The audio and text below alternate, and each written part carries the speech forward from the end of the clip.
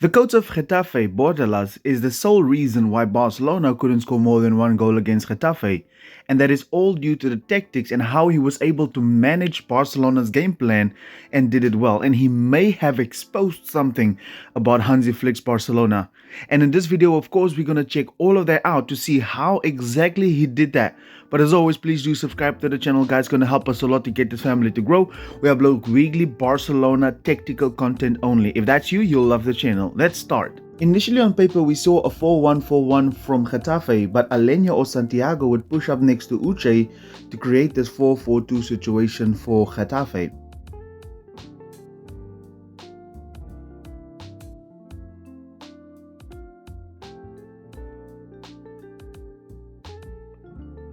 The way they pressed was very interesting, is that when one of the center backs has the ball, Alenya would go up and then the other one would go and sit on Eric Garcia.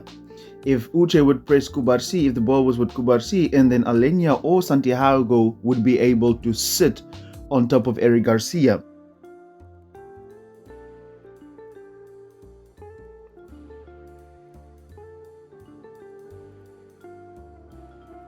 And the moment the ball went wide, these forwards actually press from an angle in order to make sure that the ball doesn't come into the center and therefore the ball stay out wide.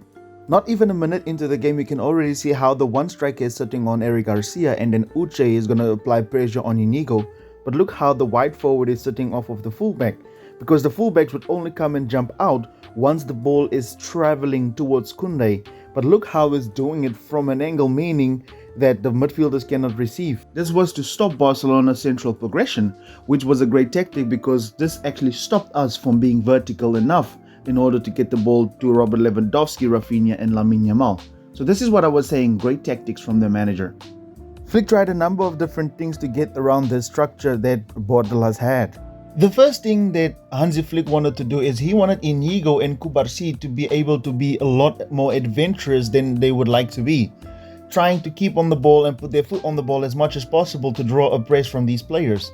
And he would still encourage them to play these line-breaking passes into these areas. We even saw that he even tasked Eric Garcia as well to receive the ball under pressure and still have these line-breaking passes towards Robert Lewandowski.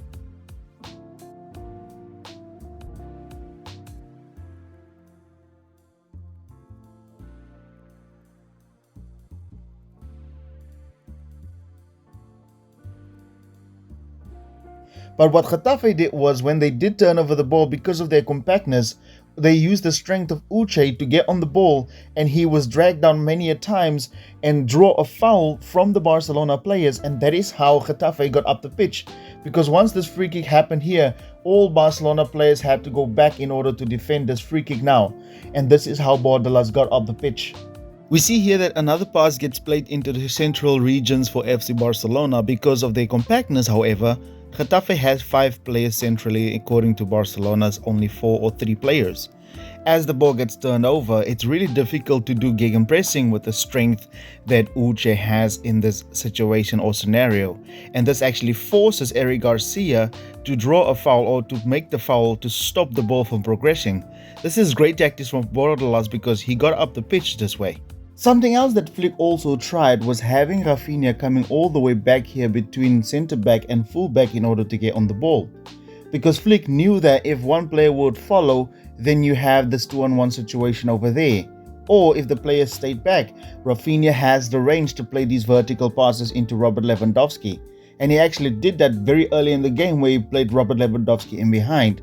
Rafinha decided to get out of the chaos and get on the ball actually a lot more deeper, and this allowed Alejandro Balde to go forward and go keep the width.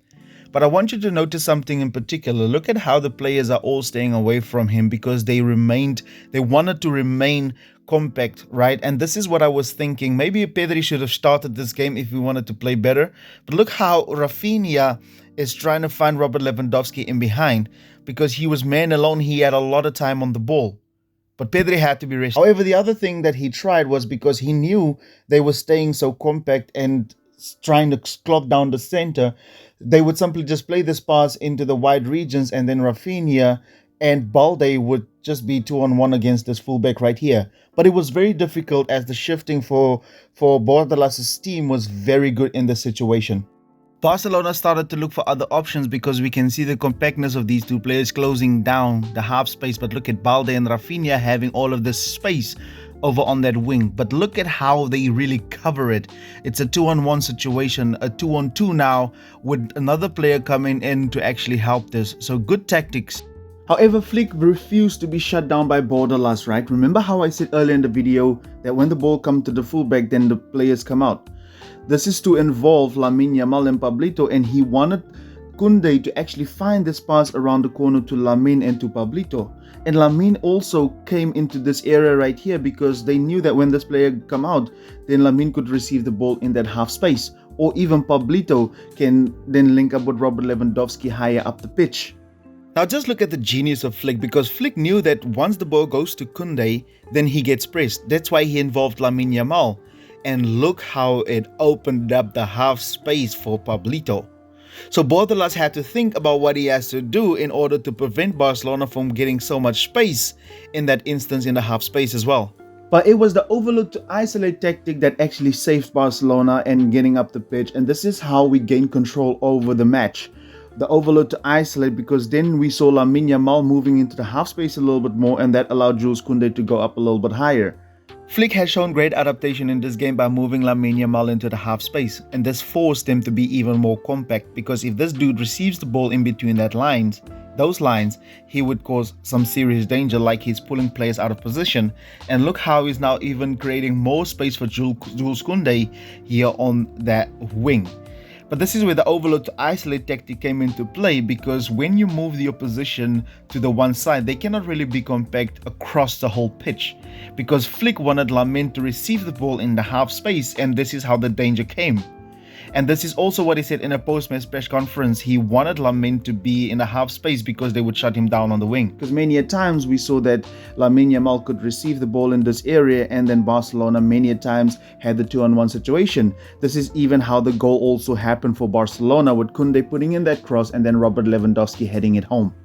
However, something I really have to commend Getafe for is the following: how they didn't really want to play up from the back in this game against FC Barcelona. Because playing out from the back for Getafe means that Barcelona was going to press high, and we all know that this is actually a strength from Barcelona. And if Barcelona would turn over the ball in this area right here, they would be in on goal like instantaneously. Every time there was a goal kick, he made sure that they would kick the ball long, meaning that Barcelona had no opportunity to perform this high press, because that high press could also mean that Barcelona could get on the front foot. And they took their time. And this is how you manage your team. You know that Barcelona is good at pressing. So what they did when the ball went long, they would draw a foul. Especially with the fact that Eric Garcia, Kubarsi, and Inigo is not that real tall guys. So they would get there, and like I say, once the fouls would happen, they would make sure to waste some time. And this is how they broke Barcelona's momentum down right from the get-go. And this is brilliant tactics. However, the real success for Barcelona started happening when Casado was the one who came into this position here, allowing Rafinha to come into the half space and then Balde over there. Because now you had Rafinha closer to the goal, because when Rafinha was dropping, Casado was high. And now when Casado was dropping, you now saw that these players started to come out, and this opened up the center for Barcelona, and then that overload to isolate tactic was way more effective. If you did watch the live with me last night, the moment I saw Rafinha was dropping, I said Casado should rather be the one dropping, because he would get onto the ball then, because if he's high, then you have Rafinha deep, and Rafinha is somebody that you want to have closer to the goal because he has range and everything. And look how the spaces has opened up since he dropped deep. When the goal happened, that really disorganized Getafe a little bit, and we did see them revert back to their 4-1 situation that they actually had in that instance right over there.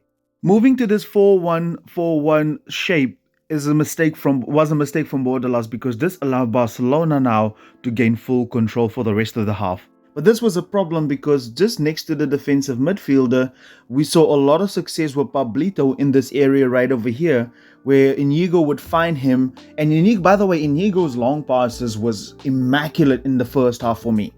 So you saw that Pablito, he was having a lot of success even with the overload to isolate tactic. He was coming into these areas to get on the ball, receive it, and then on a half turn he would get up the pitch. Look at the amount of space that Pablito is now in, just next to the defensive midfield, and ultimately this goes against what he was doing for the first 20 minutes in this half, because now you have these half spaces completely open, and we could have destroyed them that way. And this was the mistake. He allowed Barcelona to gain control of this match. But later on, we did see that he did go central, and therefore Lamine Yamal or even Rafinha would come into this area to receive the ball, and this is how Barcelona got up the pitch just right after the goal.